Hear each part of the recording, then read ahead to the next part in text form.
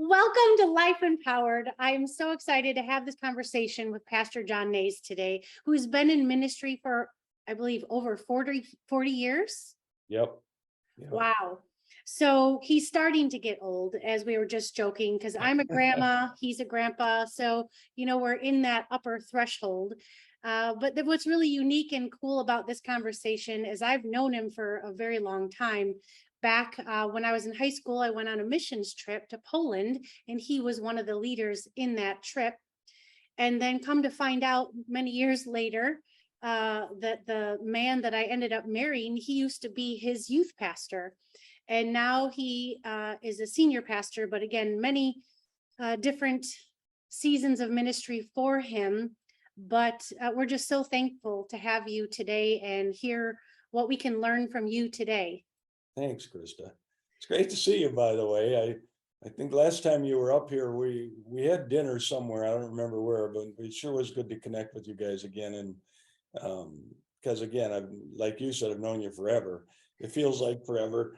But yeah, back when I was a youth pastor and your husband was in my youth group, and I met you because you married him, but also because you were on that mission trip with us in Poland. And there were so many kids there, but you really stood out, and you just have a great heart, and I think the world of both of you. So well, and I do have a really big mouth too, so I stood out a little bit that way. I think we had a lot of teenagers back then that had a really big mouth. I remember Yeah. did too. Yeah. Right.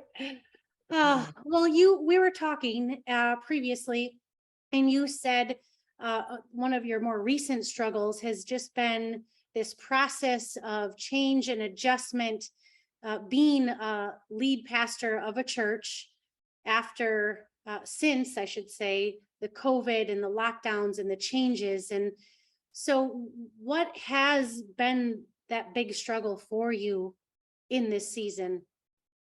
Well, the biggest struggle is that, ministry is tough anyway, and you get kind of started on some things, and I came to a church. I've been here 14 years at this church, and so I've been here long enough to establish myself and my ministry and my style and my personality, and the people are pretty much used to me, and they can't get rid of me now, so that's a good thing. And then this COVID thing hit, and I was faced with the dilemma of how divisive it was in the congregation. I didn't realize it would be. I mean, maybe other pastors had better vision than I did, but I didn't. I didn't see this as why it became so political and so divisive to the church. It just didn't make any sense. But it felt like I could do nothing right. Like everything that we were trying to do just didn't work, or people took offense to it, or wanted to sit down and, oh, we're leaving the church. And these are people I worked with and loved and brought into the church and brought into the ministry and brought into work alongside of me. And all of a sudden they're mad at me for trying to keep the church open, trying to feed the flock, so to speak, and continue on in ministry. And so all of this happened, and it dawned on me, kind of like, I didn't do anything to deserve this.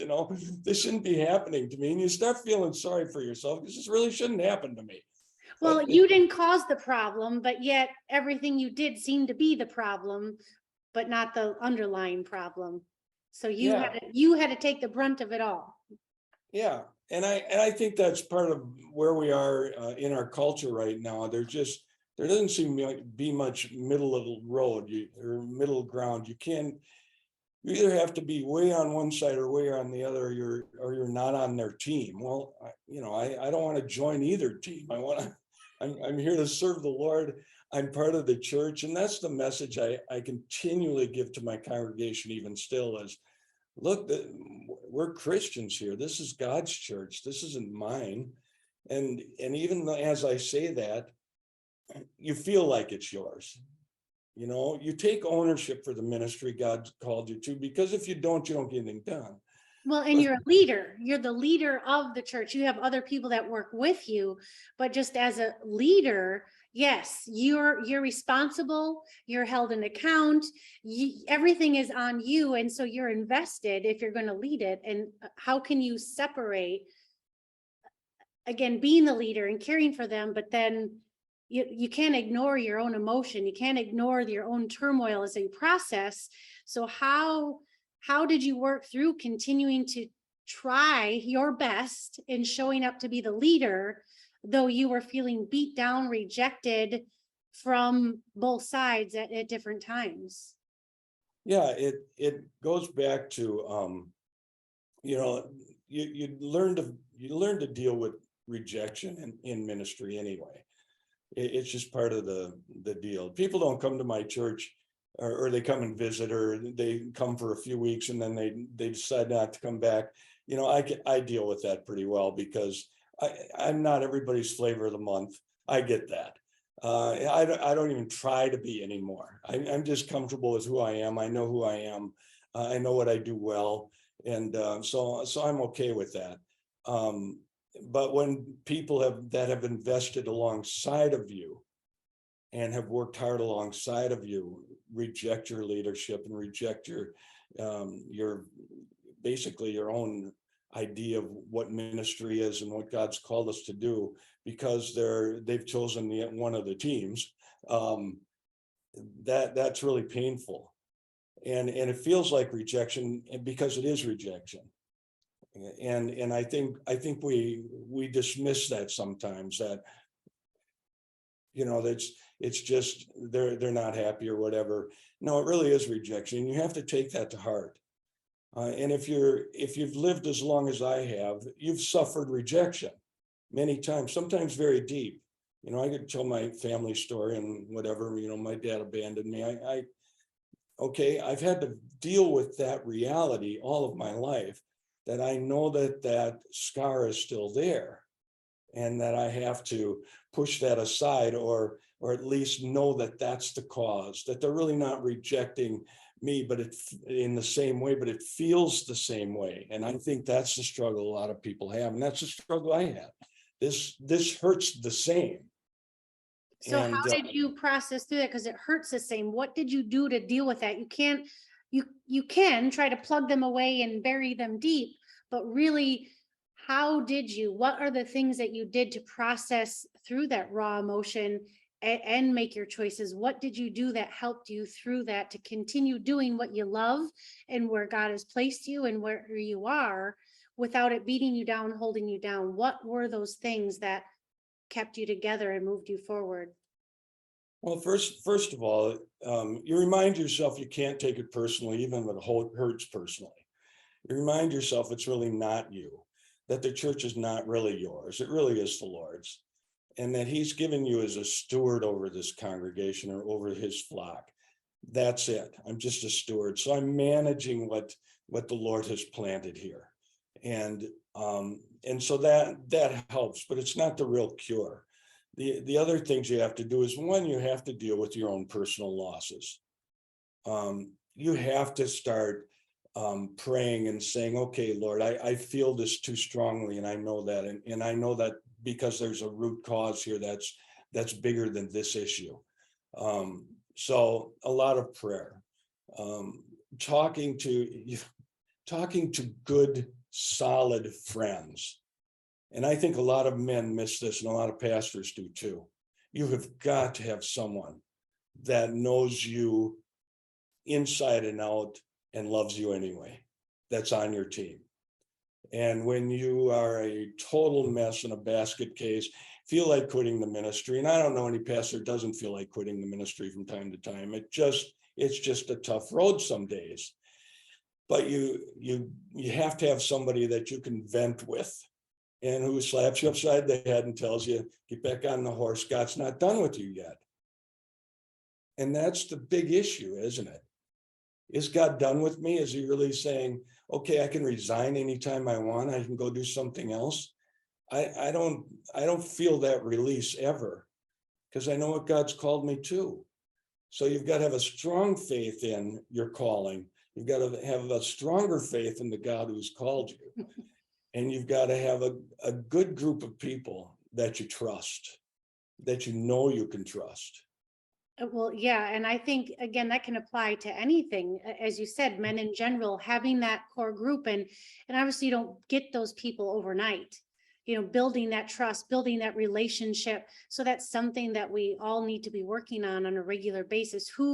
And again, unfortunately, that does change at different seasons of our life, right? I'm Right. assuming the core group that you have now are not the same core group you had with you maybe 20 years ago. Right. I think 20 years ago, back at Evangel when Jason was in my youth group, and I had pastor friends right there because we had a large staff. So there were pastors that, you could vent with. I could go into somebody's office and say, I'm having a bad day, and they were there, and we were on staff together, and we loved each other, and we worked well together. But now that I'm the only guy here, that's a tougher call. And secondly, I think that sometimes in ministry, and this is hard for pastors too, is we deal with things that we can't even tell another pastor. And I think that's a real problem. And not just in our denomination, but in all denominations. Who can you go to with your deepest, darkest secrets? Those things in your heart and in your mind that that all of us have that we don't want to admit to. Mm-hmm. Who do we tell? Yeah. And when we fail, who do we turn to? And so pastors are left too often just standing alone, struggling with things that they don't have any idea how to struggle with, because if they knew how, they'd get through them, because we're smart, we're men of faith. We do but trust the Lord. But God, he made us for relationship. So not just with him, but with others. So that ties into that's Right. why we need relationship, even though it's messy, even though some will leave us or we'll leave them, or, we'll fall short. We need those connections, because the other part, like what you said, if you're alone and you're stuck with these things, whatever you're turning over in your head or Right. stuck on and can't, journaling is great, doing those things, getting it out of your head is a great thing, but sometimes that's not enough. Often it's not. We Yeah. need to build those connections. I'm so thankful for me that recently I realized, there's certain people that I work through with in the nonprofit that I run, that I have found these beautiful relationships with and doing this different work. But now I realize there's like 3 different people and they're very different. And yet we can talk regularly. We can share whatever's on our heart and go to prayer together as well. And sometimes just sharing what we're going through is encouraging to one another as well. Just listening to what we're choosing, listening to what the other person's doing or what they're going to do. So I find it very valuable. I find it such a blessing, because with my personality, I am still that personality, very independent and very driven, but also unhealthy because of my life experiences. It pushed me to keep very thick walls and stay independent and keep everybody out. And that gets very lonely and very hard. And then you make a lot more mistakes. But now as you get to build those few, again, even if you have one trusted relationship where you can just be real with them, again, like you said, be vulnerable and real, so that you can hear one another and not condemn one another, but just talk straight, pray together, encourage one another. I think it'll help us make less mistakes, because we won't be so quick to do it the way we think or respond how we think. We're going to God in prayer, which he doesn't always give that answer right away. And then Right. we're also connecting with others. So we're being more patient and chewing on it, and seeing again where God leads us in any circumstance. Yeah, the question you got to in there was loneliness. Recent surveys done in ministry that most pastors feel lonely or alone. I think that spreads to ministry leaders, period. Mhm. Who do we go to when we're broken? That's the big question, because it is breaking. There are times when I'm scheduled for vacation next week. I can't wait to go because I need to get out of here. That's a terrible thing to say. I love my church. I love my people. But I got to get out of here or I'm going to go nuts. Mhm. You've got to take those breaks. But where do you go when you're broken?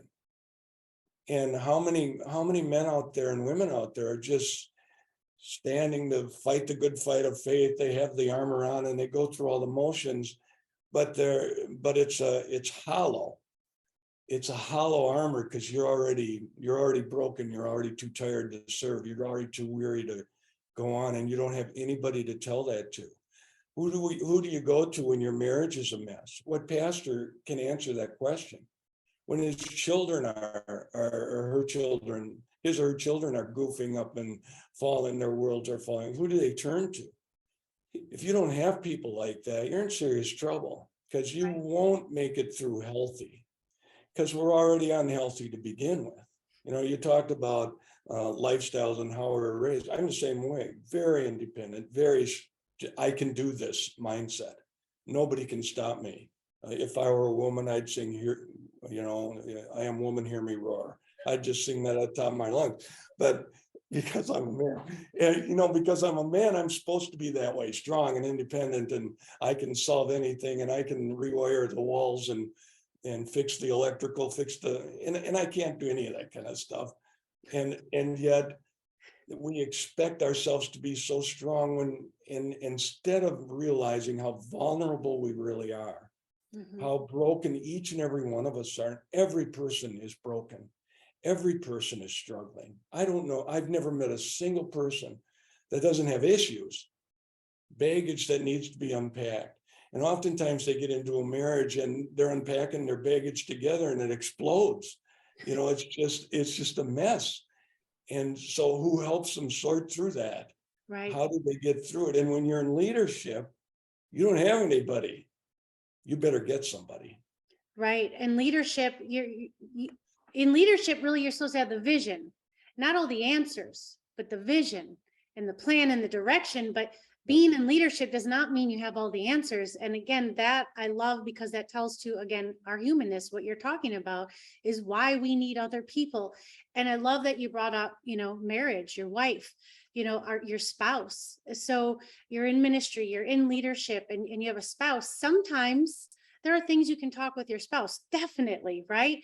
And there are Right. other times that they're too close, or especially in ministry, if they're alongside you, they're right in the mix the same with you. So now you can feed off each other's hurt instead of building each other up, right? So Right. you do need more than just that spouse. Even if your marriage is good, that is not enough because, again, so often they are so connected to you that they can't be separate in that situation.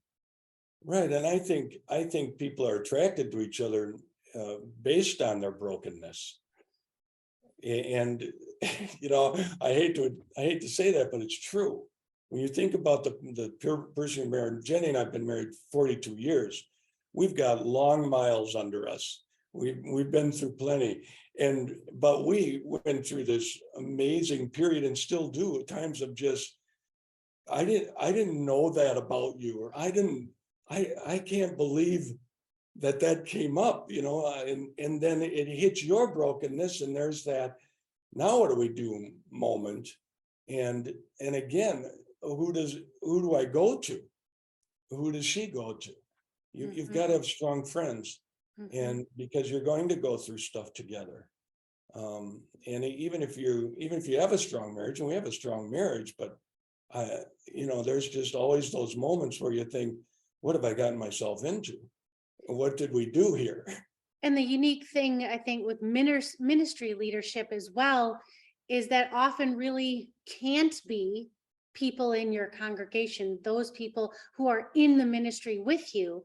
Because even though, yes, we don't have all the answers, you are in many ways, mostly subconsciously, expected to. Right. And you're expected to be at this standard, and there is a standard. You need to be, again, according to God, there are standards you have to be kept at, but that is not perfection. That is not all knowing and all wisdom, but yet somehow that is subconsciously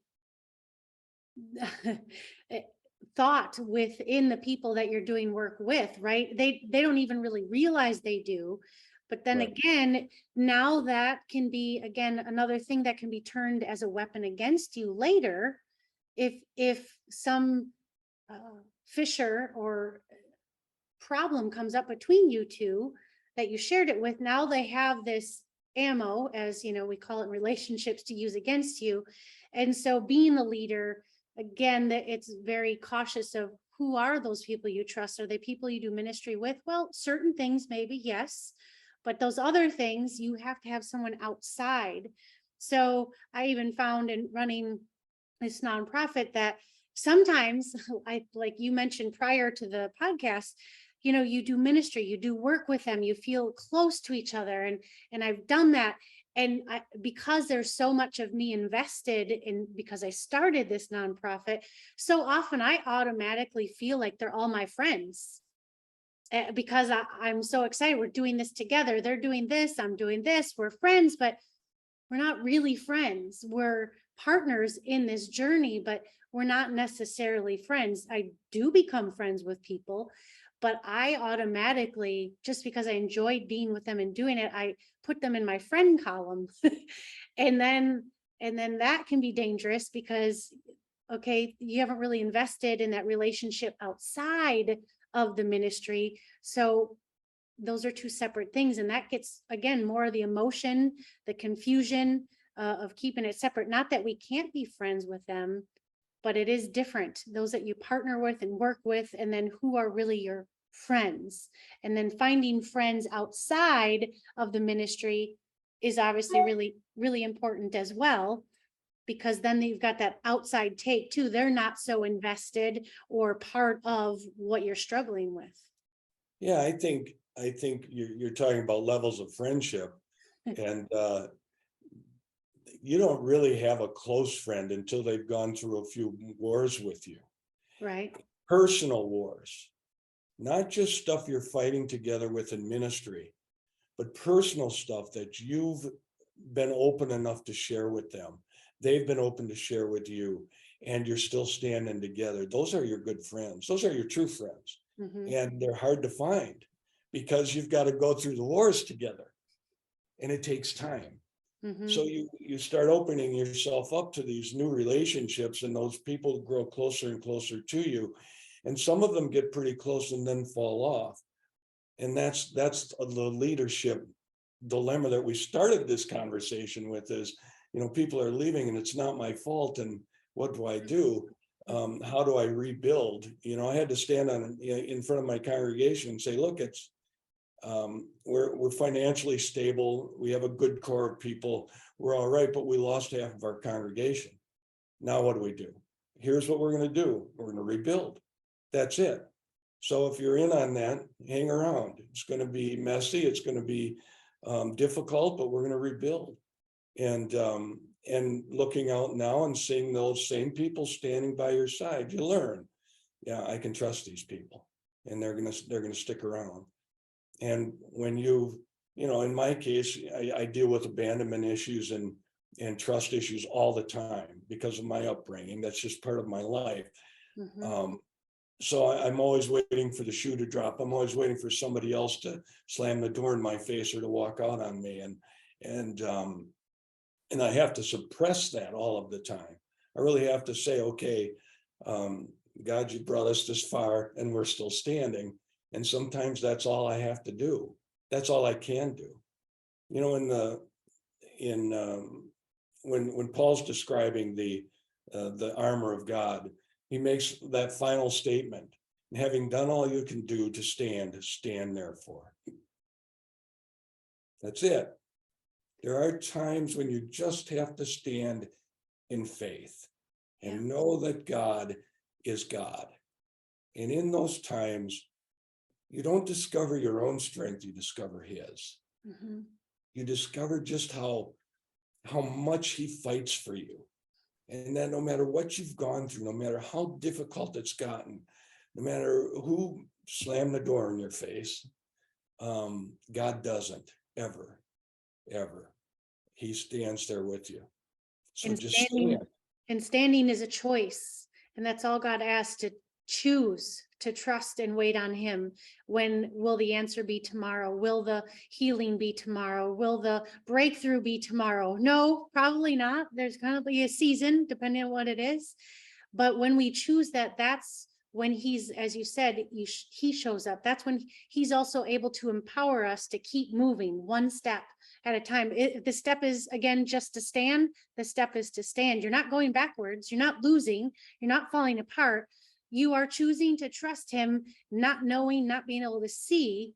But that's when he is able to empower us to stand, to wait on him. And he comforts us and meets us in very unique personal ways. I have found in those seasons of when he just reminds me of something simple, of how much he loves me, or something he's done, or something new, something else separate that, oh, I can be thankful for that today. Or just, again, reminding me and showing me how much he loves me personally, not how he loves the world, how he loves me. And it is a hard season to be in, but it is also a very beautiful season. But I am thankful when I walk out of that season. And Right? you start to look at all the troubles and say, I learned through them. Yes. I learned God's amazing compassion for me personally. Because you grew up in the church. I grew up in the church, a fourth generation minister. I don't know anything else. But so I took it all for granted.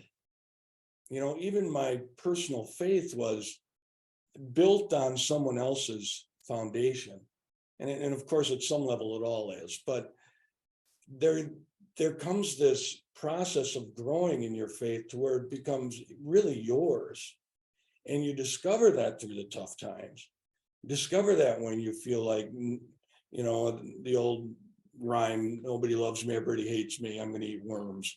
You feel those pains of rejection, and you discover God never left, and he never gave up.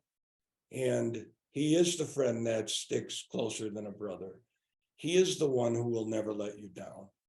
And that makes your faith personal. And it also gives you that sense of that experiential faith. We have to rely totally on the word of God. I understand that, but that's truth. But there's a personal truth too, where your faith is, that written truth, that absolute truth becomes personal. Yes. You experience it. You've lived through it. You know it. You know it not because I read it, because I study it, because I went to college, because I have a degree, because I'm ordained. That doesn't have anything to do with it. Right. I know it. I know it because I've walked in it. He gave us those emotions for that connection, for that feeling, and a deeper understanding of what truth is. There are many people that know and study the word, but don't know his love, don't know what it's like to be in relationship with him. So they're two different parts, but both very important. Well, and you're preaching, you're teaching. When that personal faith becomes real, it's not just quoting a bunch of scriptures. It becomes passionate because you know it. It becomes compassionate. The word of God isn't this book of rules and laws and thou shalt nots. It's this amazing God who loves us no matter what, and who we can trust with our lives, but not just our lives, our children's lives, our children's children. We can trust him with our eternal souls. How do you argue with that? When that comes across in your preaching, people are attracted to that. They're not attracted to the thou shalt nots. And Christianity takes a bad rap for that. We talk about all the sins. I hardly ever preach on sin. What I preach about is come to the Lord and have your sins forgiven. They know they're sinners, or they wouldn't be in church. They walked in the doors of my church. Why did they walk in? Because they know they're missing something. What am I missing?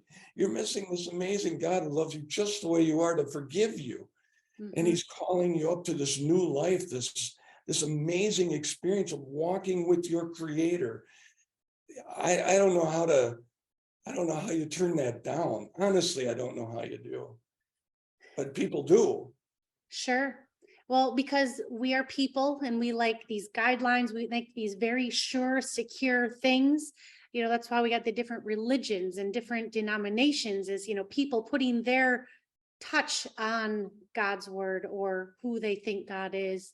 But really it is about that relationship. And I find it interesting how you don't talk about sin, but yet you do, because even I learn as a coach and as a mentor and as an advocate, we don't need to remind people, we don't need to point out their flaws, because they know them just like we know ours full well.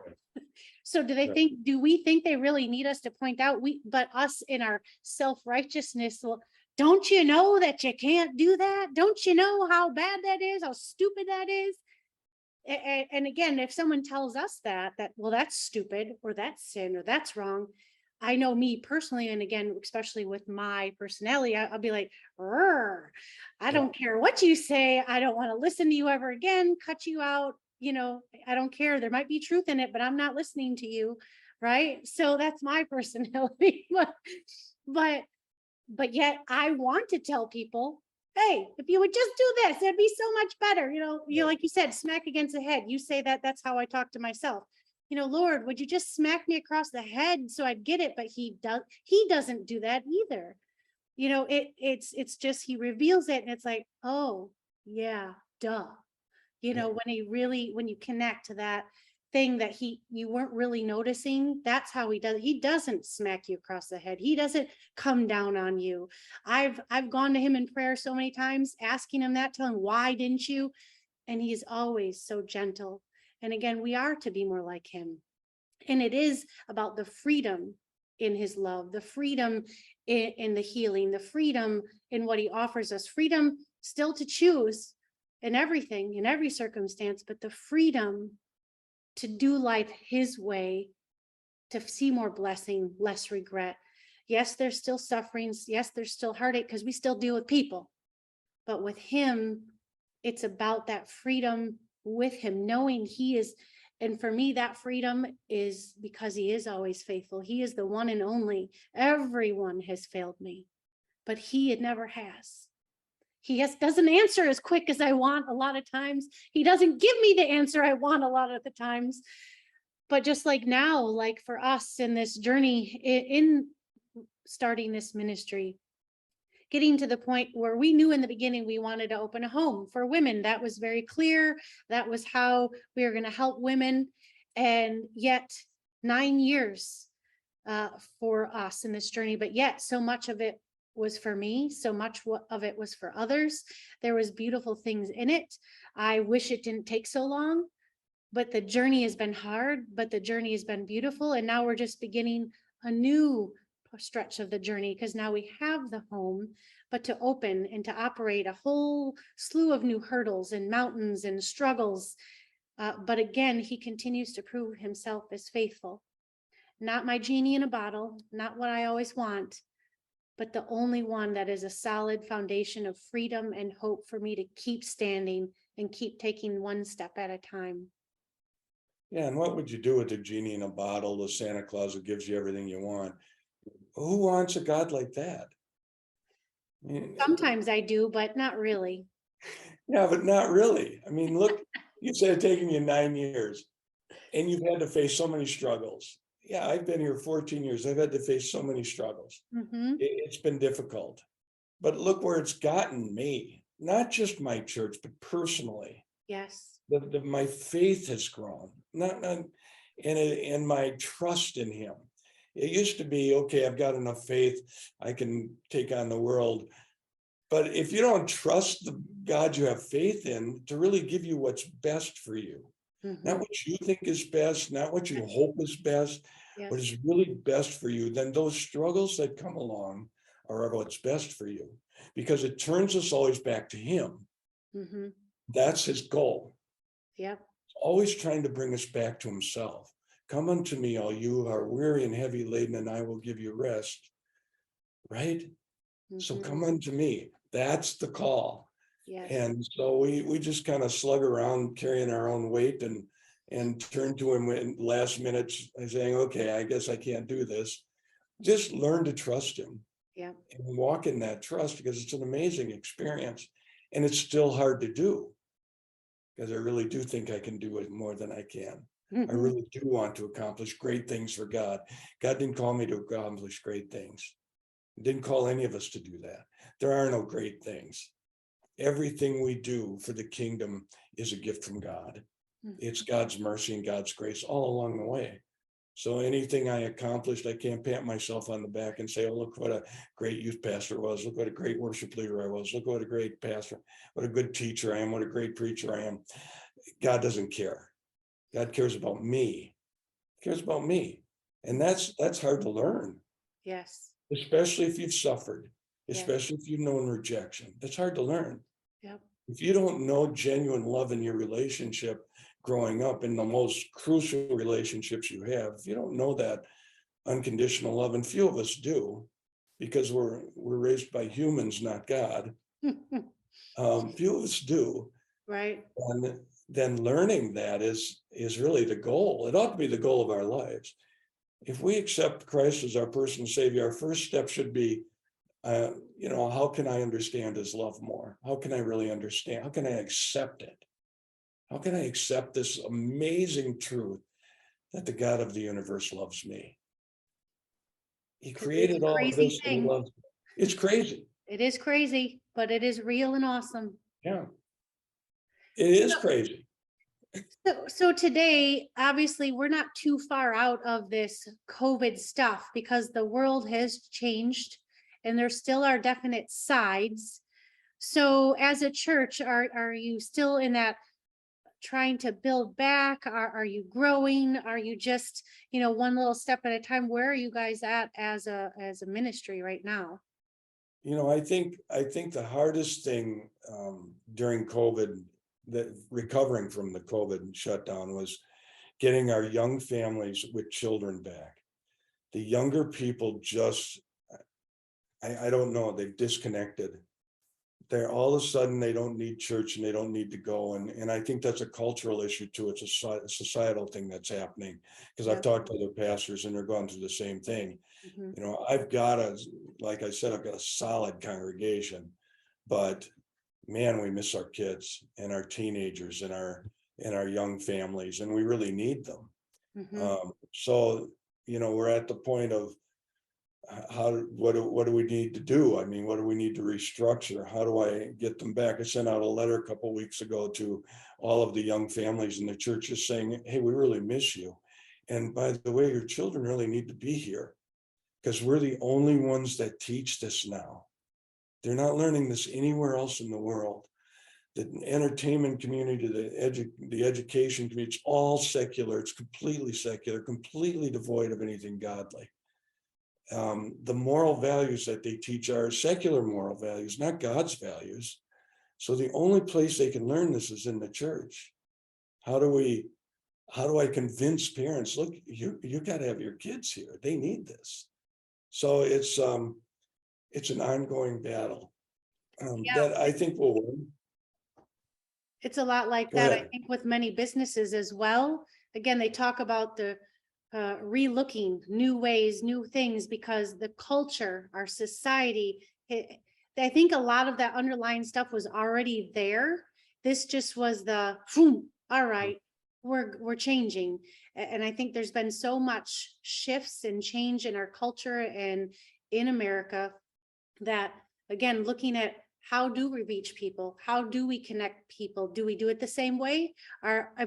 Using the same truth, but what are the new ways? Or how do we connect with them? How do we reach out? How do we go out into the world, right? So that's your dilemma, just like even with businesses. Now, well, we used to connect with our people this way. Well, that's not working so much. So now how do we do it? And coming up with new ideas and new things, again, without changing what you do and what you're passionate about and what's the core. But again, it's like the whole thing with everything, business, ministry. Some businesses obviously have done really, really well because it was a great opportunity for growth early on. But now a lot of that is settling because things are changing again as life becomes a little more a new normal, as we've heard so many times, right? So through all of this, through the struggle, through where you're at right now, moving forward, solid, in all your years of ministry, how do you feel overall of where you're at as a leader now Well, today? I've gone back to some basics. The gospel doesn't change. It just doesn't. It can't. And if we change that, close the doors. You're not a church anymore. Mm-hmm. It's got to be about Christ. It's got to be the gospel. So I'm starting a new series actually this Sunday on how do we get the gospel to the world? How can we get this good news, and that's what it is, good news, out to the world? Mm-hmm. So we're strategizing, thinking about not ways to grow our church, but ways to grow the kingdom. Mm-hmm. And I think maybe a lot of churches need to rethink that idea too. In the 70s, 80s, and 90s, we were all about building our churches. Big youth groups, big children's programs. Everything had to be big, big, big, flashing lights and smoke and on the pulpits. It's just like, all right, are we done with that now? Can we move back to preach the gospel, uh, draw people to the altar through worship in the word, draw people into the church by offering them this Jesus who is willing to take our burdens and exchange them with his yoke, because his heart is different. His heart is so amazing. How do I introduce them? How do I introduce people to this Christ? So never lose sight of the gospel, and maybe drop some of the fancy stuff and get back to being a church. I had somebody in my office say, I went to this other church and they brought down the house lights and the whole room was dark and the flashing lights. And I said, yeah, we don't do that here. I said, I don't have anything against it, but do that if you want to do it. But let's get back to good preaching and good teaching and helping parents with their children. The children these days, they're just facing such a cultural difference than what we were raised in. Mm-hmm. And how do we help these parents maneuver through that? It's tough out there. I'd hate to be a parent today. Mm-hmm. I don't know what I'd do. I mean, I know my faith. I know I can teach them, but I'm outgunned. These parents are outgunned. It's 10,000 pointed at you, and you got a pea shooter trying to shoot back. You Mm-hmm. better have the faith and the reality of Christ in your own heart and life. And that means more than quoting scriptures to your kids. It means praying with them and letting the Holy Spirit really drench them in his presence, so Mm-hmm. that they come alive, that they take root in this gospel. And I think our churches went away from some of that, where we just stood in his presence for a while, just adored him, just allowed him to wash over us in miraculous ways, really, when you think about it. But that's what got us to where we are. We've got to offer that to the next generation, and I think it means rethinking the church and what's really priority. It can't be the women's club having a tea. That can't be priority. Those are all good things, but it can't be the priority. The gospel's got to be the priority, and getting the gospel outside the four walls of the church, that's got to be our priority, because the world needs Jesus Mm-hmm. desperately. And so how do you feel personally overall with that mindset and that place where you're at right now? I feel good. I mean, I'm still struggling a little bit mentally and emotionally. It's just been a rough time. Like I said, I'm going on vacation next week. That's why I need to retool. Then I'm Yeah. going on a silent prayer retreat for 3 days because I need to retool. Mm-hmm. And in those times, that's where take a bath, wash the dirt off, Yeah. the hurts, the pains, the struggles. Mm-hmm. You got to wash them off, Mm-hmm. and you get into that place where you just immerse in his presence, Mm-hmm. and you're reminded just how amazing it is to even know him, just how incredible this thing is, how incredible. hard to talk about. Mhm. But if it's not incredible, you're missing it. And I think too many Christians are just missing it. We're going to church because it's the right thing to do. That's not going to cut it anymore. It's just not. People aren't going to come back to our church because it's fun and exciting. Mhm. We've got to get them to this place where they feel washed again, where they've spent time with their Redeemer, where the Spirit has just flowed through them and cleaned out some crud, Mhm. and you feel clean again. Not because you did anything, but just because you allowed God to do whatever he wanted to do. And it's in that mercy that we'll make it. I know we'll make it because I know this God well enough to know he hasn't given up on me yet. Mhm. And he's still there. So how can I quit? What would I do? Right. Right. Well, I thank you so much for sharing your struggles and the things that you've learned and your great insight. Hopefully, we've empowered or encouraged some others, some ways they can apply it to their own lives today. Thank you so much for being with us, Pastor John. And we'll be praying over you and other leaders that, again, that we just focus on him and let him do the work and just do what he puts in front of us one day at a time. Right. Thanks, Krista. Love you guys to death. Love you guys too. Thank you so much. Thanks, honey.